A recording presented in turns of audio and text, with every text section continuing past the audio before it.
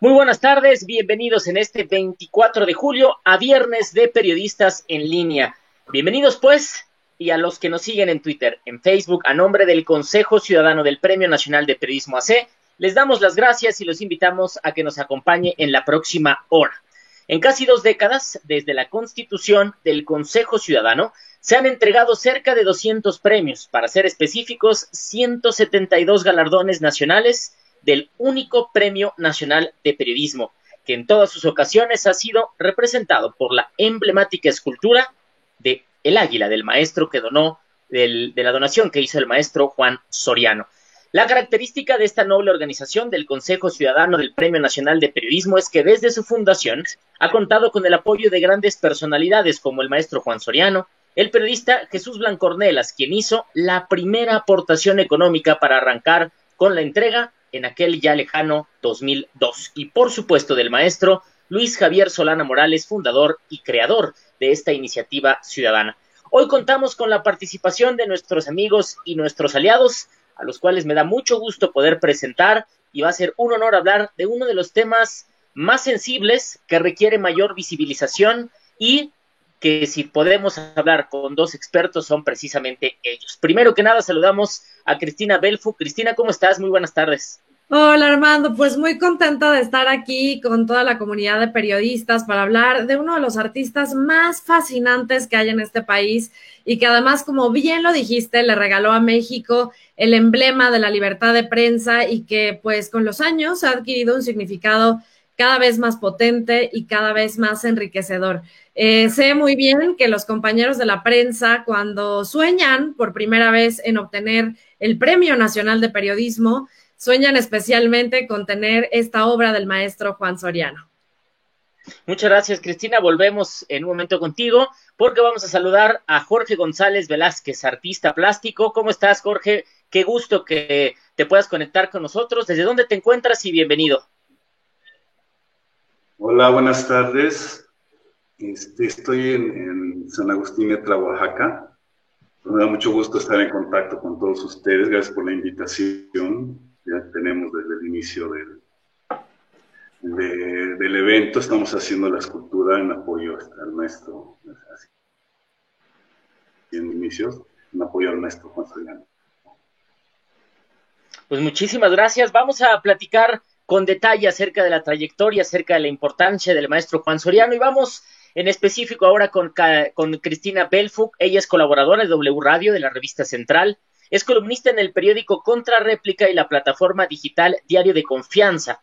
Cristina es periodista especializada en difusión del arte y la cultura, es egresada de la UNAM, también de la Universidad Complutense de Madrid, tiene estudios por la Asociación de Gestores Culturales de Andalucía en España, también por la Universidad de George Washington en Washington, entre otros cursos y talleres relacionados con la comunicación. Platicaremos hoy con Cristina acerca de la obra del maestro Juan Soriano, el artista que le dio a México el emblema de la libertad de prensa, y también de lo que ocurre con el periodismo especializado en el arte y en la cultura. Cristina, muchas gracias, y para empezar a hablar del maestro Juan Soriano y de esta emblemática, leía la que en un momento más, si me lo permites, retomaremos un par de párrafos de lo que publicaste acerca de este emblema de la libertad de prensa. Pero adelante y muchas gracias por estar con nosotros en este Viernes de Periodistas en Línea. Armando, muchas gracias a ti por esa recepción tan linda y muchas gracias a todo el Consejo Ciudadano por considerarme y por invitarme. Es para mí un honor poder comunicarme con todos ustedes, con la gran comunidad de periodistas que cada año se fortalece más gracias a esta iniciativa y a este premio que pues siempre mantiene vivo el espíritu más poderoso de la libertad de prensa.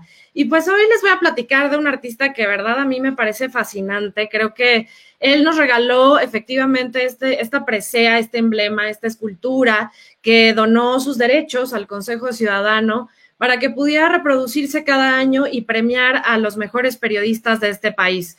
Juan Soriano fue especialmente un hombre súper libre. Era un hombre que le gustaba muchísimo la libertad y que siempre luchó por ella desde inicios de su vida.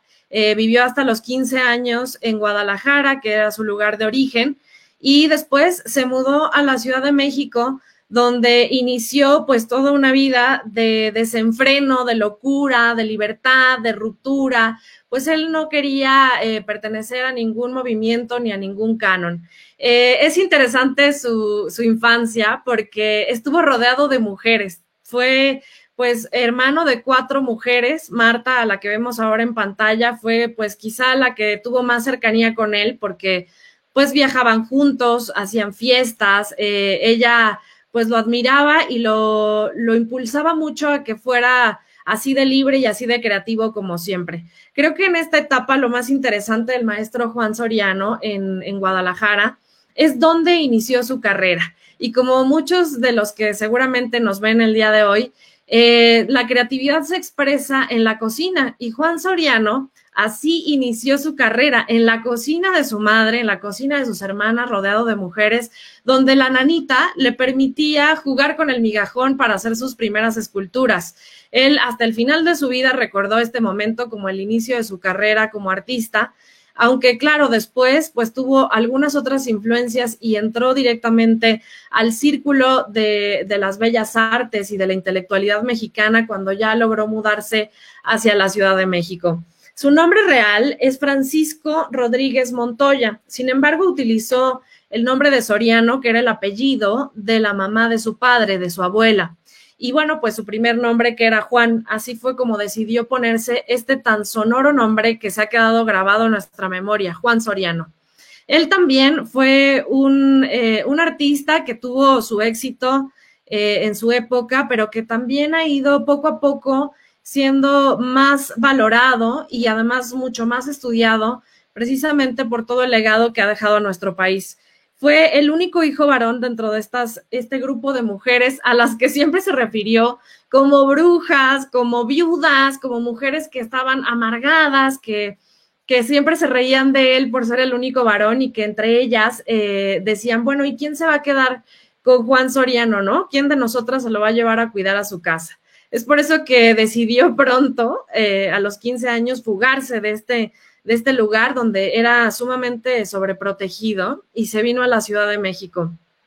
Aquí algunos de sus amigos más cercanos narran que fue pues un joven muy alocado, ¿no? Estaba dentro de las fiestas y donde él mismo en algunas declaraciones y entrevistas dice que hizo cualquier cantidad de barbaridades. Hay anécdotas incluso de, por ejemplo, fiestas en donde ya estaba conviviendo con coleccionistas y de pronto se sentía como asediado por ellos, como en medio de una esfera muy compleja de conducta y de élite y quizá un poco de prepotencia, y entonces ya borracho decidió subir a la mesa y orinar a todos los presentes, incluido su madre. Era un alocado, era un loco, y pues este tipo de anécdotas que les cuento es parte de la personalidad de Juan Soriano y a la que me gustaría acercarme, especialmente por su relación con la prensa. Era un hombre absolutamente libre y nunca le gustó entrar a ningún canon. Él decidió romper con la tradición del muralismo, ¿no?, que era tan fuerte para la época, y aunque era cercano a los muralistas, Diego Rivera lo consideraba un gran pintor, pues decía que él no quería ser parte de ellos porque ellos decían cómo se tenía que ser. En cambio, era un gran amigo, por ejemplo, de Octavio Paz. Octavio Paz, para Juan Soriano, era ese amigo que te acepta como eres, ¿no? Que no quiere cambiarte nada, y entonces es por eso que le parecía uno de los personajes más importantes en su vida y que además pues le significaba esta libertad de ser como era, pero de estos amigos que también logran compartirte lecturas, compartirte algunas anécdotas o enseñanzas que te permiten enriquecer tu personalidad, que para Juan Soriano pues era algo sumamente importante. Una de sus divas que ahora vemos en pantalla fue Lupe Marín, esposa de Diego Rivera, una mujer que también hay que estudiar con detenimiento y que investigar con mayor ímpetu, porque pues resulta ser una mujer muy interesante, una mujer de estas que los grandes artistas retrataban.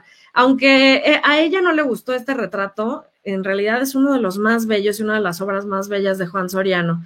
Lupe Marín decía que en este retrato parecía hombre, Sin embargo, reconocía que había pues grabado o marcado en esta pieza uno de sus rasgos más distintivos, que eran sus alargadas manos y sus ojos color verde y la profundidad de su mirada. Sin embargo, ella se sentía como que era un poco masculina. Juan Soriano estaba embebido en la belleza de Lupe Marín, fue una de sus grandes musas y la pintó pues durante toda su vida, pues con estos rasgos que la hacían con una belleza orgánica y voluptuosa, que también Diego Rivera retrata, pero que Juan Soriano pues lo hace a su modo y con su particular estilo. En los viajes a Europa, en los viajes que hizo con frecuencia Juan Soriano a Europa, él alcanza a relacionarse con todo el círculo de intelectuales y de artistas, de coleccionistas también, y especialmente pues conoce a su primer amor y a su primer pareja, que fue Diego de Mesa, un pintor al que le reconoce, pues le aprendió todo, ¿no? Decía Juan Soriano, a él le aprendí todo, con él aprendí a pintar y bueno, pues él me enseñó de la vida. Y también es él quien lo introduce a estos círculos de amistades que le permitían vender su obra. Cuando termina con él, tiene una ruptura bastante seria, ¿no? Su personalidad profundamente emotiva y profundamente explosiva lo lleva a una situación de tristeza que solo logra recuperar al conocer al bailarín Marek, que actualmente es quien tiene el legado de Juan Soriano y quien se ha encargado de difundirlo y de continuar adelante con pues la difusión y la procuración y el cuidado de su obra. Sus amigos dicen que a Marek lo conoció en una fiesta con el maestro Pitol en París, en donde se reunieron pues la bohemia parisina y los artistas. Y bueno, pues Marek, que es bailarín, es un bailarín polaco, lo cautivó inmediatamente al maestro Soriano en esta fiesta, y el maestro Soriano se levantó frente a él y bailó como una danza tribal, una danza un poco animalesca frente a él, y así quedaron enamorados. Gran parte del éxito en esta etapa de la vida del maestro Soriano se debe a Marek, porque él le entregó a la vida de Soriano el orden que no tenía por sí misma, y además fue un gran anfitrión. Él podía recibir a todos los amigos del maestro Soriano en su casa y tratarlos de maravilla, darles unas comilonas súper deliciosas de comida polaca, arreglaba la mesa con flores, y bueno, pues era un gran anfitrión, los recibía en su casa, y esto también le permitió al maestro Soriano pues poder hacer relaciones que luego le llevaron a ser quien fue, ¿no? A este legado, especialmente en el espacio público de sus esculturas. Para Soriano era súper importante el arte en el espacio público porque era la forma en la que todo el mundo podía tener acceso a él, e incluso le gustaba esta relación lúdica con las esculturas que el público podía tocar, que el público podía percibir y tener de cerca en los espacios donde se colocaban estas esculturas. Hay que decir que el maestro Soriano fue autodidacta. Él no estudió de manera formal ningún tipo de arte. Sin embargo, como les digo, desde niño y en la cocina de su casa, pues conoció la inquietud de la creación, esa inquietud que hace a los artistas ser artistas, ¿no? Que no pueden vivir sin experimentar, sin expresar su interior. Y creo que especialmente dejar un testimonio físico y tangible de las emociones que atraviesan dentro de sí. Y pues Soriano lo logra en este tipo de esculturas que podemos ver alrededor de la ciudad, en espacios públicos muy interesantes, y a las que pudo llegar gracias a su amistad con grandes arquitectos que lo eligieron para decorar los espacios pues que generaban o que crearon en distintas partes del país. Estos arquitectos elegían la obra de Juan Soriano para poder decorar sus edificios. Les estoy hablando de Teodoro González de León, por ejemplo, que es uno de los arquitectos que lo eligió, ¿no? Teodoro González de León es el autor del MOAC, por ejemplo, para que puedan ubicar como su estética, y él contaba en algunas entrevistas que el maestro Soriano, por ejemplo, era tan atrevido que en una fiesta, en un convivio con el presidente Lázaro Cárdenas, lo habían retado a que invitara a bailar a Lázaro Cárdenas. Entonces, aunque nadie creía que fuera capaz de acercarse al presidente y pedirle que bailara con él, pues Soriano se levantó, se le acercó a Cárdenas y le dijo que por favor bailara con él esa pieza. Todo el equipo de seguridad del presidente se acercó para tratar de detenerlo con esta locura, y sin embargo, el presidente le respondió: en este momento no quiero bailar contigo porque la pieza no es de mi agrado.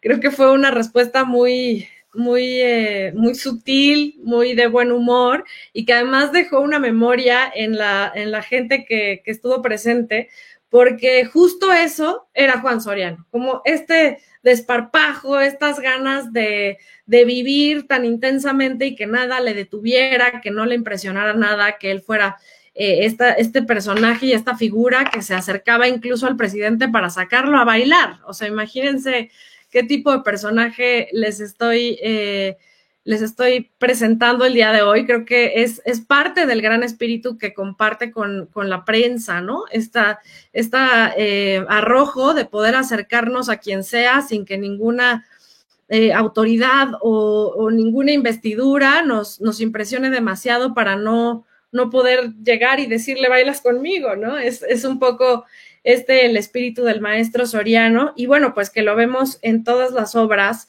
que en la Ciudad de México, por ejemplo, está en el Auditorio Nacional, pues tienen estas formas como muy orgánicas, parte de su escultura que fue en cerámica, que fue también en bronce, que trabajó este tipo de figuras que tienen que ver con la animalidad, pues tenían mucho de no describirse. A él no le gustaba como describir lo que hacía, ni describirse a sí mismo, ni entrar en ningún movimiento. Algunos lo relacionaban con el movimiento de la ruptura, pues al estar separado ideológicamente de los muralistas de la época. Sin embargo, él decía: yo no tengo ningún movimiento, o sea, yo estoy aparte, y creo que al final del día sí lo logra, ¿no? Nunca se le relaciona con algún movimiento en específico. Otro de los arquitectos que lo acoge es Ricardo Legorreta y Javier Sordo Madaleno, que son algunos de los que han dado fisonomía a la Ciudad de México y que lo eligieron a él para que decorara sus espacios. Es decir, en torno a la obra del maestro Soriano se generaba el diseño integral de los espacios arquitectónicos. Así fue como Soriano fue creciendo. También recibe una beca muy importante del señor Azcárraga, que le permite seguir produciendo su trabajo artístico y que lo lleva hacia donde él tenía que ir. Digamos que hay varios pilares alrededor de la vida de Juan Soriano que le permiten el convertirse en el gran artista que fue y que utilizó y experimentó en distintas formas y en distintos materiales, ¿no? Como pintor, ya lo veíamos, extraordinario con su musa Lupe Marín, pero como escultor, bueno, pues esta voluptuosidad, estas figuras orgánicas, un poco, yo creo que hace un poco un guiño hacia lo infantil, trabaja con la monumentalidad y trabaja también con lo orgánico de la animalidad. Creo que tiene algo de misterio cada uno de sus trabajos, y por esa razón es que se convierte en uno de los artistas más entrañables en nuestro país. Su legado, bueno, pues ahora le pertenece a Marek, que lo cuida con mucho ímpetu, que lo cuida con mucha delicadeza, y que ha promovido pues el museo que se hizo y se abrió hace apenas unos años en el estado de Morelos, el Morelense de Arte Contemporáneo Juan Soriano. También, bueno, pues él continúa escribiendo y dando algunas entrevistas sobre el legado del maestro Soriano, y creo que todavía es uno de los artistas que no ha llegado a su máximo esplendor en cuanto a la revisión de su trabajo. Creo que es algo que va a pasar con los años, como ha sucedido con muchos artistas mexicanos, y que sin embargo ya hoy significa pues una estética reconocible para nuestro país, y bueno, la estética del emblema y del máximo emblema de la libertad de prensa, que creo que no es cosa menor. No es cosa menor. Cristina, vamos a regresar contigo en un momento más, porque bueno, quien tiene la habilidad y quien ya trae estrella, creo que difícilmente el camino le puede contar otra cosa, ¿no? Desde los 13 años ahí Lola Álvarez Bravo, le dijo, oye, tú tienes mucho talento, vente a estudiar a la Ciudad de México. Y bueno, podríamos hablar horas y programas enteros del maestro Juan Soriano. Vamos a darle la bienvenida a Jorge González Velázquez. Él es egresado de la Escuela Nacional de Pintura, Escultura y Grabado La Esmeralda del Instituto Nacional de Bellas Artes. Jorge González Velázquez ha participado en numerosas exposiciones, tanto colectivas como individuales, en América, Europa y grandes recintos de nuestro país. Fundó Origen 66, Atelier, que es un espacio abierto para la creación artística en San Agustín Etla, en Oaxaca. Es discípulo de grandes artistas como el que hablamos hoy, Juan Soriano, de José Luis Cuevas, entre otros. Así que un placer poder hablar con Jorge González Velázquez hasta Oaxaca. ¿Cómo estás, Jorge? Adelante y bienvenido en este viernes de periodistas para hablar pues de la escultura del maestro Juan Soriano, del legado que deja y sobre todo del símbolo de la libertad de prensa, de la libertad de expresión en este camino al Premio Nacional de Periodismo. Jorge González Velázquez, muchas gracias y bienvenido. Gracias, Armando, Cristina. Qué viaje acabas de hacer en la obra del maestro.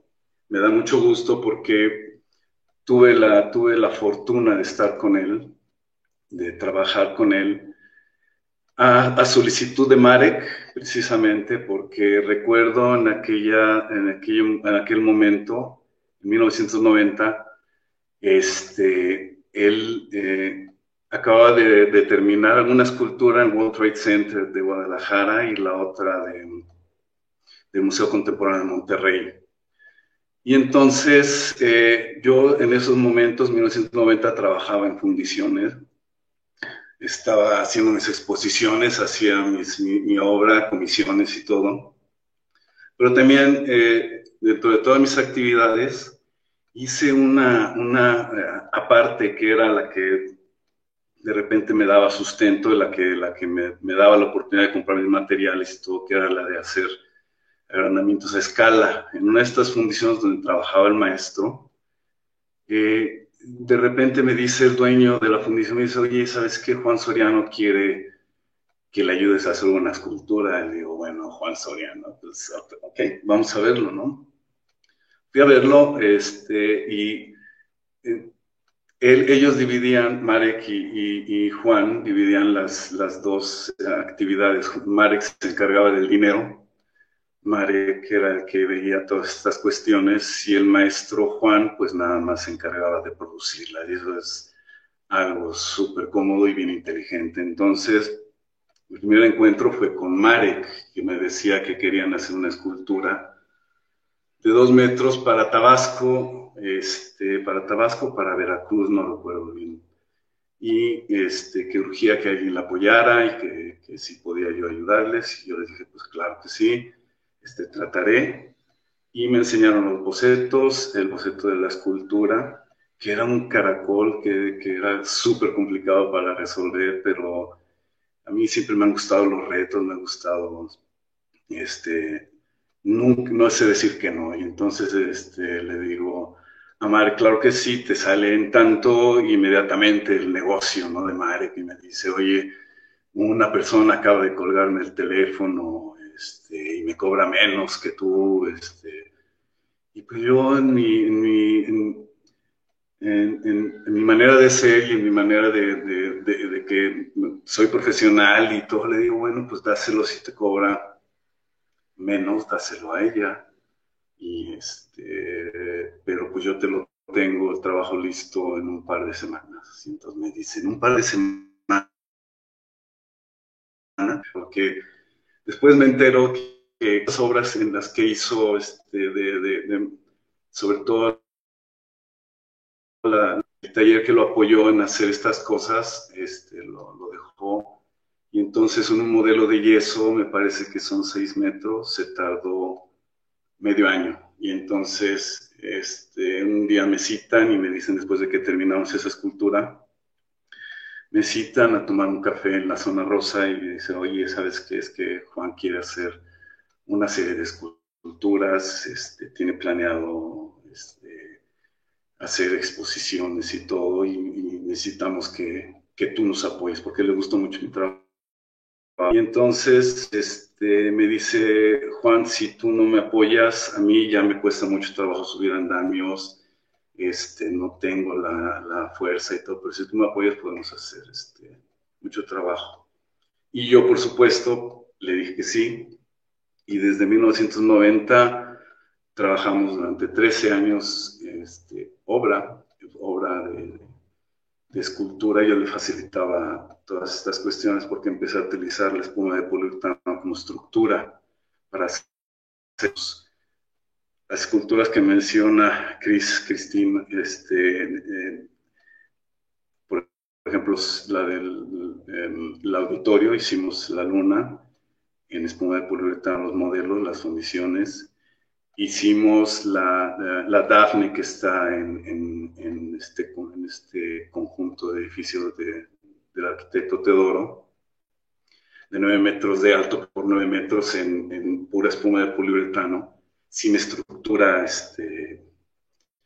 metálica, y eso nos facilita mucho poder ayudarle a realizar su trabajo a él, porque podíamos pasarnos meses en una sola escultura, y si los hacíamos con las materiales tradicionales, entonces se compraba todo porque era romper fierros, era volver a meter estructuras, soldar y todo, pero con la espuma de poliuretano se nos facilitaba todo. Entonces era cortar, como estar haciendo, como estar jugando, como era mucho su espíritu de él, ¿no? Era juego, nada era serio, era entregar. El que se enojaba, con el que se peleaba no era con Marek, ¿no? Así era la situación.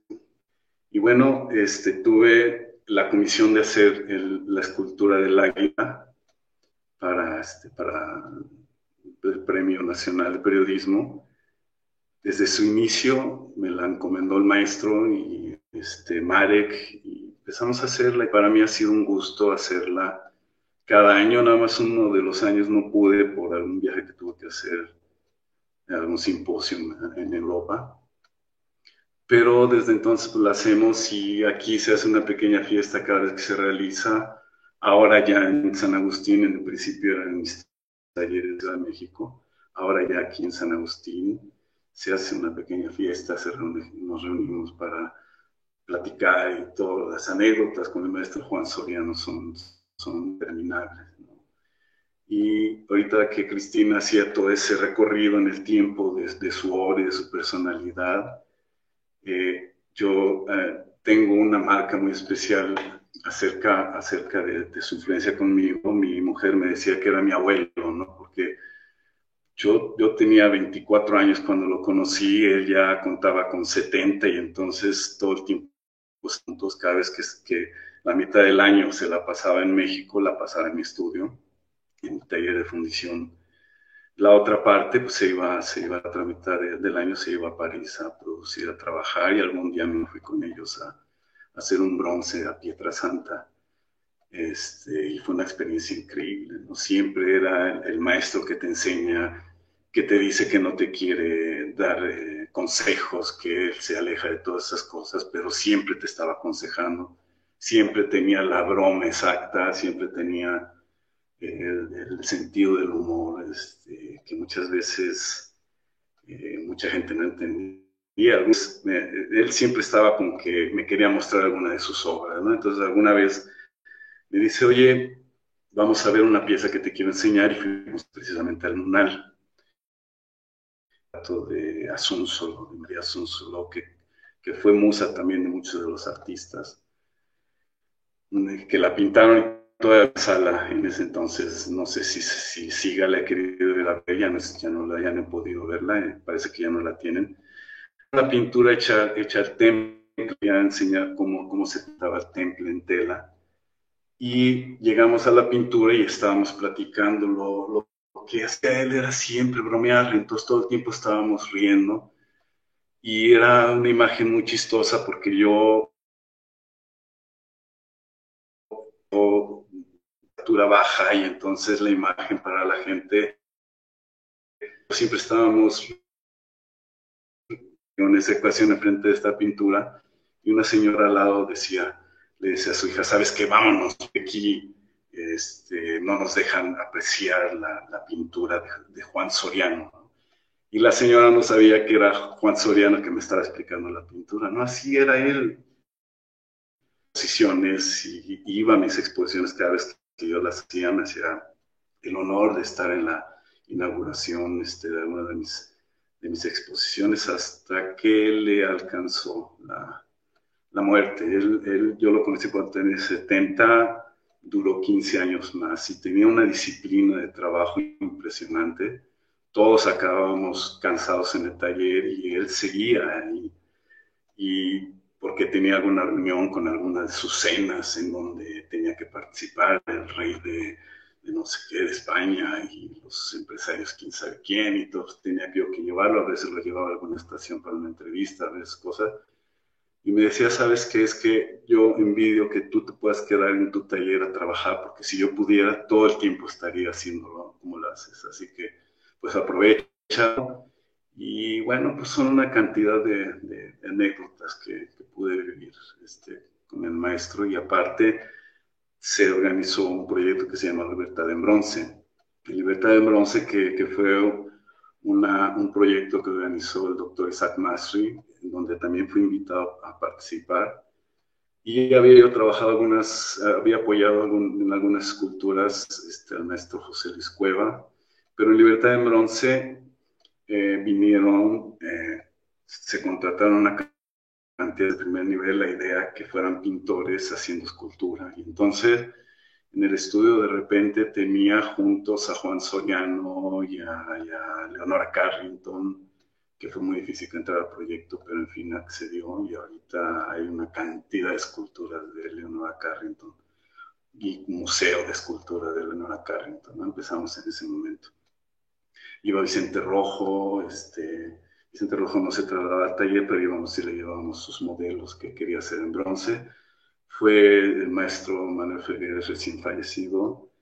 Estaba Fernando de Cislo, fue Joy Laville, maestro Roger von Kunten.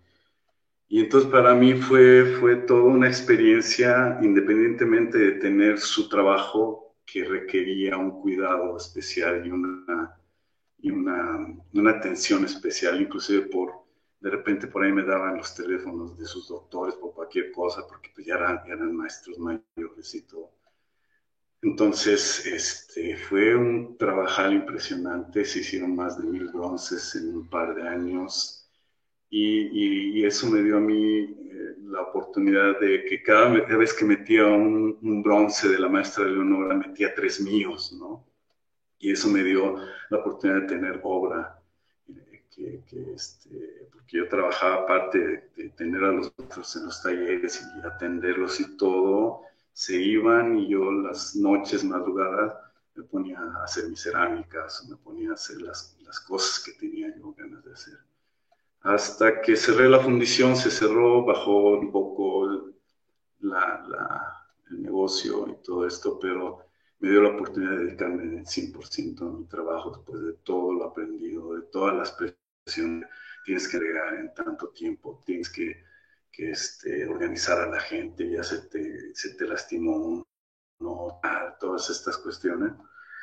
Decidí cerrar talleres, decidí dedicarme a mi trabajo. Fue una experiencia un poco complicada con mi familia porque esa era la entrada de dinero para nosotros, pero lo entendieron perfectamente porque si me quedo en la fundición te ofrece una cantidad de cosas en las que puedes estar investigando, aleaciones, maneras de fundir, maneras de vaciar, maneras de soldar, de agrandar, de todo. Puedes estar ahí, es como un espacio en el que te puedes desplayar técnicamente, pero yo dije, yo sí soy técnico y todo, pero soy más escultor y pintor. Entonces decidí cerrar talleres y me empecé a dedicar a mi trabajo, y desde entonces, pues siempre se vende algo, siempre hay una invitación para exposición, siempre hay alguna invitación para algún simposio en Europa, siempre estoy en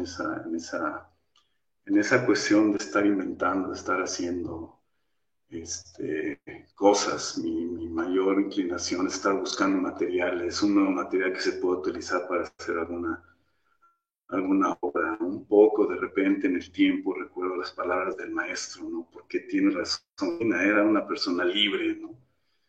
Y no creía más que en sus ganas de hacer las cosas. Y entonces para mí esa fue la gran lección, es no sale nada, no se expone nada, no se vende nada si no estás tú conforme con ello. Para mí fue la gran lección. Entonces si yo expongo, si yo hago, si yo vendo, está la garantía de que pasó por mis manos, de que pasó por mis ganas de hacerlo, ¿no? Entonces ha sido toda una experiencia y tener durante todo este tiempo el pequeño recuerdo de su escultura y realizarla y acordarme de todas estas anécdotas y de todos los chistes que inventaba, de todas, que además no se repetía, ¿no? Tenía una capacidad de inventiva. Decía, maestro, oye, te voy a contar esta anécdota y como todos mis amigos ya están muertos, me vale si es cierta, ¿no? Pero ahí te va, ¿no? Y entonces empezaba, tenía una inventiva, una capacidad de decir y hacer y como un niño, ¿no? Como decía Octavio Paz, es un niño de 1000 años. Y pues así fue un poco mi relación con él y hacer el premio lo trae siempre a la memoria, ¿no? Un poco nostalgia, un poco las ganas de respetar su nombre, de que el águila sea el emblema de una actividad tan importante como el Premio Nacional. Pues es un honor y un orgullo.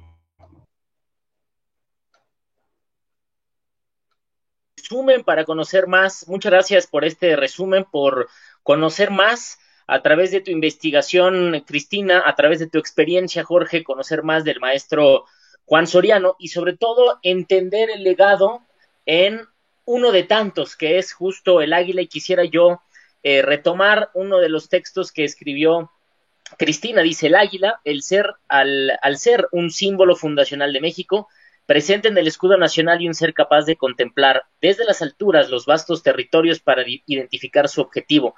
Con aguda mirada, altas perspectivas y libertad de vuelo, recuerda a los periodistas que logran el alto honor de estrecharla entre sus manos, que su labor no ha pasado desapercibida y que el mundo, gracias a su trabajo, es un poco mejor, al menos que el día anterior. Creo que ese es el resumen perfecto de la obra, del periodismo incluso. Ese es el objetivo, esa es la esencia, que con el trabajo del periodista por lo menos sea un poco mejor el mundo. Y aquí la pregunta es muy concreta, primero contigo, Cristina, y luego con Jorge. Cristina, ¿cómo ayuda el periodismo del arte, el periodismo cultural a hacer un poco mejor el mundo, a percibirlo desde otra perspectiva, a tener una conciencia mayor, pero al mismo tiempo que lo platicábamos el día de ayer en una prueba que hacíamos? ¿Qué pasa para hacerlo más visible? ¿Por qué es el más vulnerable de los periodistas, de los periodismos, por decirlo de alguna forma? Es decir, en los recortes, los primeros que se van, los que menos toman en cuenta, los que dejan las fuentes como las más olvidadas, las últimas páginas en los periódicos, los últimos espacios en televisión. ¿Qué ocurre cuando es algo tan importante pero es tan poco valorado? ¿Cuál sería tu opinión, Cristina? Fíjate que es verdad esto que dices, pero también es cierto que el periodismo cultural es el más leído, es el más socorrido, es el que tiene la más cantidad de visitas en los portales y también el que se busca cada domingo, cada viernes, cuando compras el periódico o consumes alguna revista, porque mucha gente dice que el arte y la cultura es como para el tiempo libre. Sin embargo, en realidad es para ser libres todo el tiempo. Eso es algo importante que decir. Y bueno, pues sí, en el tema del periodismo cultural es cierto que cuando vienen los recortes en las redacciones, pues de pronto los primeros golpeados son los editores de cultura o los reporteros de arte, pues porque se considera que no es como lo más indispensable a saber. Sin embargo, la cultura y el arte son los que nos dan la identidad y los que nos dan... ¿sabes? Como el significado de vivir, como las ganas, como el gusto por la belleza, como la profundidad, la filosofía. Es justo ahí en donde está el espíritu y el significado de la vida, que es como parte de lo que se decía Juan Soriano. Justo lo mencionaba el maestro Jorge, le llamaban el niño de 1000 años, y esto era porque tenía una dualidad en su persona. Era un hombre sumamente sabio, pero era también un niño que jugaba todos los días con materiales nuevos y que podía experimentar con una situación nueva, incluso ya siendo una persona mayor. Y creo que en ese sentido es que se puede descubrir muchas cosas de la vida, quizá las más profundas, en la vida de los artistas y en las obras literarias más importantes, en las exposiciones, en los lugares bellos, en la arquitectura. Entonces, créanme que el periodismo cultural tiene su función y tiene una función quizá más profunda de lo que puede parecer. Es decir, la gente puede descubrir en él su propia persona, sus deseos y sus sueños. Y yo creo que eso es algo bien interesante de destacar. Tampoco hay muchos periodistas culturales. La verdad es que no es la fuente consentida, quizá también por esto que hablábamos de ser una de las fuentes más golpeadas. Sin embargo, créanme que los periodistas culturales que conozco y que espero que varios estén conectados el día de hoy, son personas increíbles, con unas historias maravillosas y con mucho que compartir al mundo. Cristina, muchas gracias. Jorge, decía Cristina que era el niño eterno, el niño de los 1000 años, retomando lo que tú decías. Y también en esta primera participación y la presentación que tenías, nos explicabas que con cierta nostalgia, pero también con cierto gusto, estás elaborando esta águila de la libertad de expresión. Nos decías por qué el recuerdo del maestro Soriano, ¿no? Dicen que justo eso es la nostalgia, aquellos momentos que guardamos con mucho recuerdo y que no volverán, y por eso están constantemente ahí presentes. ¿Qué es lo más representativo para ti de esta águila que estamos viendo y lo que significa desde el punto de vista creativo, artístico, desde el punto de vista de la historia que tiene a través de Juan Soriano? ¿Qué significa para ti como mensaje al periodismo esta águila del maestro Juan Soriano, Jorge? Tu micrófono está listo. Ahí estoy. Ahí estás, adelante. Sí, no, retomando esta cuestión que decías y que platicaba Cristina, en un país en el que el gremio periodístico está sufriendo de veras bajas, hay muertes y no hay manera de detener. Es más peligroso hacer periodismo en México que en cualquier estado que esté en guerra, ¿no? Entonces, independientemente si es cultural o no cultural, es ya como una adenda, ¿no? Un extra, pero sí tener la oportunidad de escribir acerca de eso está muy bien y todo, pero ellos escriben acerca de lo que todos nosotros producimos, y producir también es una cuestión complicada.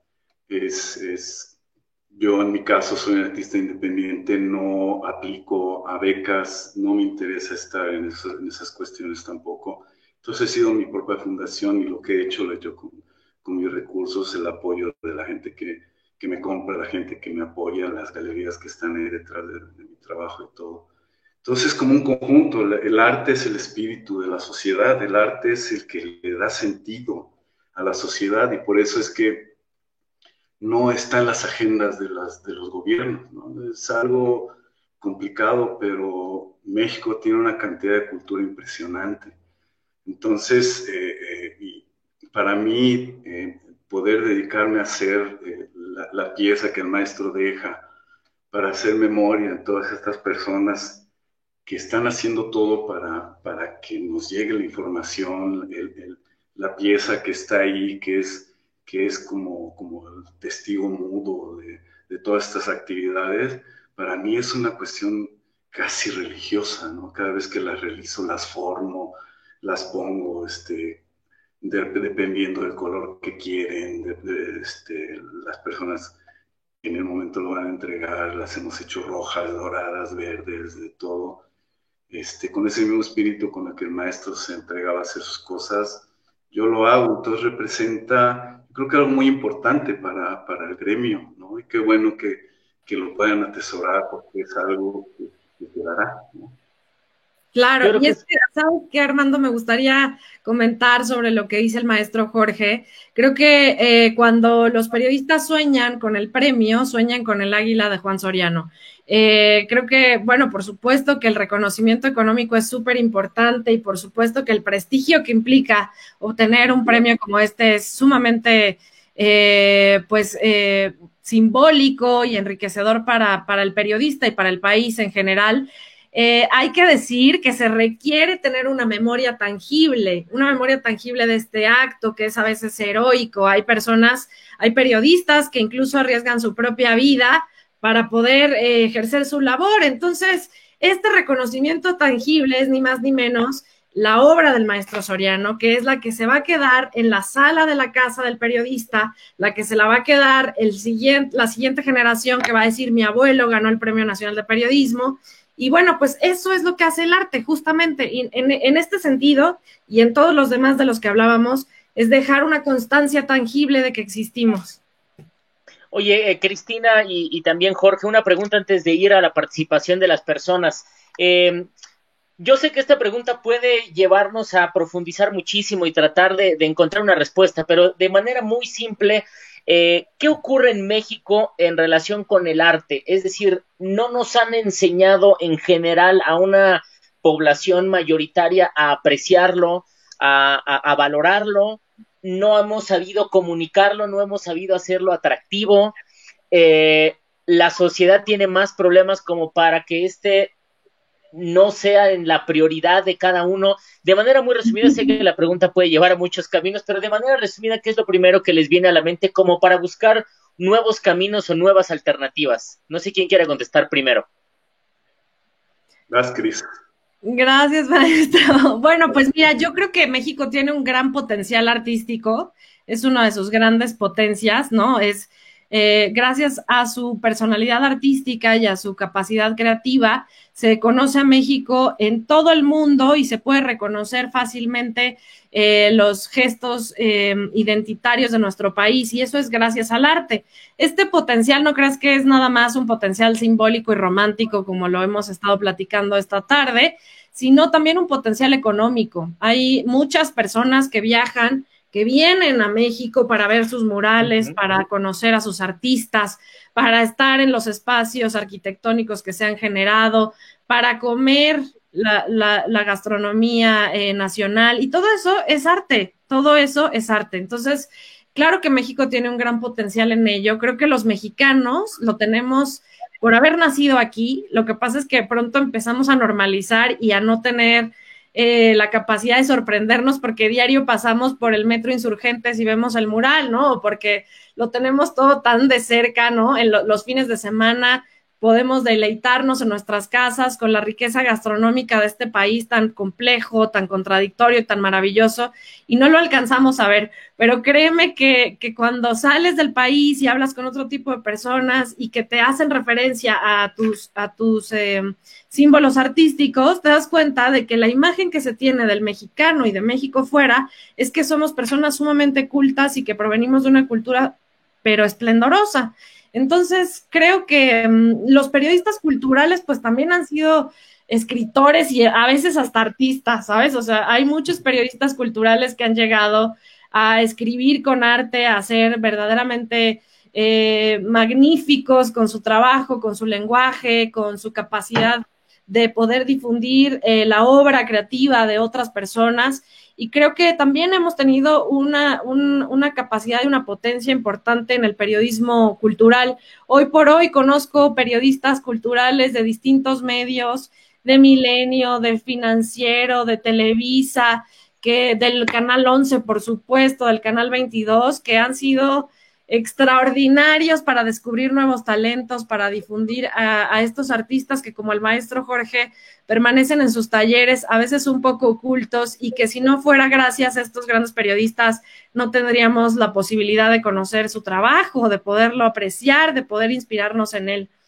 Creo que siempre hay que trabajar más, ¿no? Los retos creo que son constantes, y sí hay desafíos, por supuesto, en la comunicación cultural y en el periodismo cultural, y creo que el principal tiene que ser hacer saberle a la gente que no es para una élite, o que no es para una persona súper culta o que tenga 1,000,000 de herramientas de interpretación, sino para cualquier persona que sea capaz de sentir. Muchas gracias, Cristina. Jorge, corrígeme si me equivoco. Sí, adelante. Sí, no, bueno, lo que pasa es que me encanta lo que dices, Cris, porque A mí me gusta mucho estar, exponer en las calles y la gente responde increíblemente, ¿no? Los museos se llenan. O sea, si vas a ver algunas de las exposiciones, si vas a ver algunas de las exposiciones que pusieron en Bellas Artes, hay que hacer fila. La gente está inmiscuida y de todos los niveles está inmiscuida en el arte. Le encanta ver alguna buena exposición, que te digo, de un buen concierto, de una buena obra de teatro. El arte permea la sociedad, el arte ordena la sociedad, el arte le da sentido. Una buena obra musical te pone bien, te pone tranquilo. Si tú vas al Museo Sumaya y revisas la exposición de Rodin, sales hinchido, ¿no? Así, con el pecho sí. Paloma, ¿no? Entonces, sí está, el arte está dentro de la sociedad mexicana, es latente, es patente. Hay que darle un poco más de difusión, ¿no? Y para darle difusión hay que trabajar, hay que rifarse, hay que hacerlo por ganas de compartir.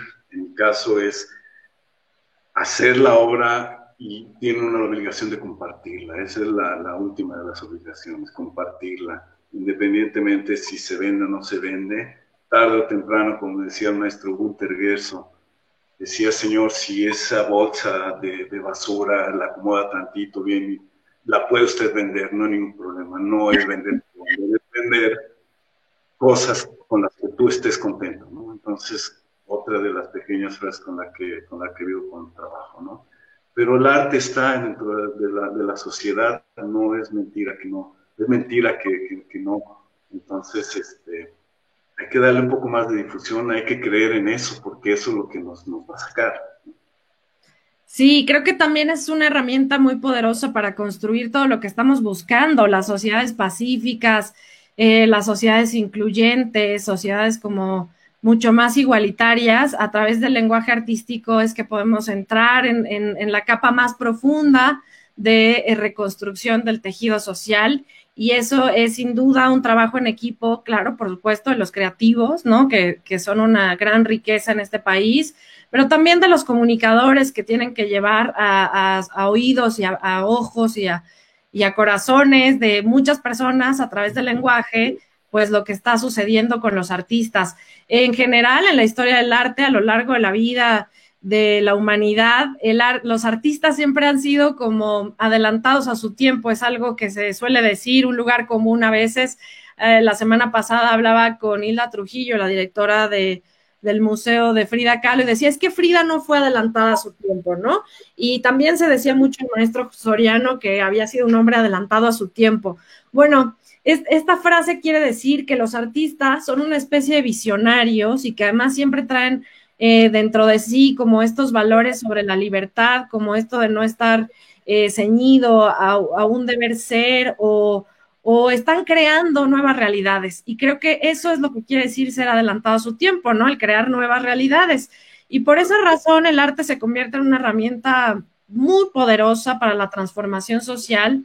También es una herramienta muy poderosa para un momento como el que vivimos ahora, de mucha incertidumbre, de mucho conflicto, de mucho miedo, ¿no? Pues el arte es esa herramienta que nos ha permitido, pues más o menos sobrellevar la situación, estar con nosotros mismos, estar en nuestra casa, y no es que nos vayamos a este arte así de las musas, de la inspiración y como muy elevadas, sino las expresiones creativas son expresiones artísticas, las actividades creativas en nuestra casa son actividades artísticas, y el promover que sea así es también parte del periodismo cultural. El periodismo cultural es muy rico, es muy amplio, tiene un abanico enorme, ¿no? Nos habla de nuestro pasado, convierte las noticias del pasado en noticias de hoy, en las noticias de primera plana, nos permite construirnos a nosotros mismos y cuestionarnos qué nos gusta, qué no nos gusta de nosotros, pues a través de los artistas lo podemos observar de manera tangible. Y también nos permite tener inspiración y nuevas ideas para poder promover en nosotros ese instinto creativo, ese instinto creador, que al final del día es el instinto del ser humano, ¿no? Que nos acerca más a ser seres humanos más empáticos, más incluyentes, mucho más creadores. Y es que aquí hay algo que siempre digo en mis conferencias, y que tiene que ver con la naturaleza creativa del arte, porque es crear y no destruir. Y si estamos creando, ya vamos hacia algún lugar, pues, o sea, hay muchas cosas que destruyen. Ya el camino cambia, ¿no? Sí, yo me quedo con una frase que decías, Jorge, que el arte da sentido, y quizá ese es uno de los retos más grandes del ser humano, el darle sentido a lo que hace y a la vida. Vamos a despedirnos, nada más vamos a leer comentarios. Raciel Damón Martínez dice, muy completa la exposición del maestro Soriano, extraordinario y fue un iconoclasta. También felicidades a la exquisita presentación de Jorge. Pablo Valencia Carranza, muchas gracias por compartir. María Teresa Arroyo, saludos Cristina, excelente charla. Natalia Alfaro, ustedes los reporteros nos permiten a través de sus notas del arte abrir la curiosidad y hoy nos invitan a reinventarnos. Muchas gracias. Natalia Alfaro, Cris, tú me abriste los sueños, amor y añoranzas por conocer más del arte. Y muchas más que estaremos dando a conocer. Cristina Longoria Juárez dice, muy interesante, excelente definición del arte. Muchísimas gracias. Antes de despedirnos, queremos agradecer porque están haciendo esta retransmisión, periódico El Debate, Periodismo Pixel, Editorial UAS, la Librería Universitaria Carlos Manuel Aguirre, la Facultad de Ciencias de la Comunicación de la Universidad de Nuevo León, Comunicación Social de la UAPJO, Universidad Autónoma de Chiapas, también CONEIC, Contacto en Medios, Aula Abierta, Revista Mexicana de la Comunicación y Red de Medios Públicos. También le queremos recordar a todos los que nos siguen en esta transmisión de Viernes de Periodistas en Línea que las emisiones anteriores de estos programas están en YouTube, en el Consejo Ciudadano del Premio Nacional de Periodismo AC y por supuesto también esta transmisión. Si quieres conocer más de Cristina Belfu, www.cristinabelfu.com, Facebook, Instagram está como Cristina Belfu y Twitter como @Belfu. Y si quieres conocer más la obra de Jorge González Velázquez, escultor21.wixsite.com, /González Velázquez, Facebook, Jorge González Velázquez, pintura y escultura, Instagram, Origen 66, Atelier y Twitter, @escultor21. Y antes de despedirnos también, agradecemos a la Escuela de Periodismo Carlos Septién García, la primera de periodismo en México y América Latina, y los invitamos a la maestría en periodismo político y periodismo económico. Hay becas y por supuesto también convenios. Informes al WhatsApp 551502-3992 o pueden enviar un correo a lucyferreira.septien@gmail.com, periodismo solo en la Septien. Jorge, muchísimas gracias. Cristina, muchísimas gracias por estar con nosotros. Jorge, tu conclusión y agradecerte este esfuerzo que has hecho por mantener el legado vivo del maestro Soriano. Muchas gracias, Jorge. Bueno, es un honor conocerlos, Armando, Cristina. Nada más decir que el arte da referencia. Una escultura en un lugar la habita es como un ser, por ejemplo. Y entonces la gente va a decir, nos vemos en el caballito, nos vemos en la luna, nos vemos en esto. Entonces eso es súper importante. Manténganse en eso. Muchas gracias, Jorge González Velázquez. Un honor conocerte, que más personas sepan de ti y que sepan lo que hay detrás de la cultura, del arte y del sentido. Cristina, muchas gracias también. Buenas tardes. Armando, muchas gracias por esta conducción, gracias a todas las personas que nos acompañaron, por supuesto, gracias al Consejo Ciudadano, al Premio Nacional de Periodismo y a todos los integrantes del jurado de este año. Mucha suerte a los que ya se inscribieron, a los periodistas culturales, por favor, participen cada año, es la forma en la que nosotros nos podemos hacer más fuertes.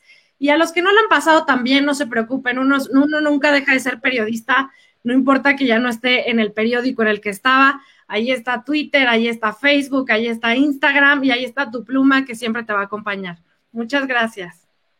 Muchas gracias, nos despedimos así. Agradecemos al Consejo Ciudadano del Premio Nacional de Periodismo AC por este Viernes de Periodistas en Línea. Un lujo, en verdad, tener a la periodista Cristina Belfu, especialista en periodismo de arte, en periodismo de cultura, y un honor tener a Jorge González, el legado del maestro Juan Soriano y todo el legado que él tiene, manteniendo la independencia y manteniendo sobre todo uno de los grandes aprendizajes, hacer las cosas con gusto, hacer las cosas con pasión y hacerlo ahí. Ya después la vida nos tendrá sorpresas y muchas satisfacciones. Jorge, gracias. Cristina, gracias. Y a todos, muchísimas gracias en este Viernes de Periodistas en Línea. Recuerde que en el canal de YouTube puede seguir esta transmisión y todas las anteriores. Muy buenas tardes.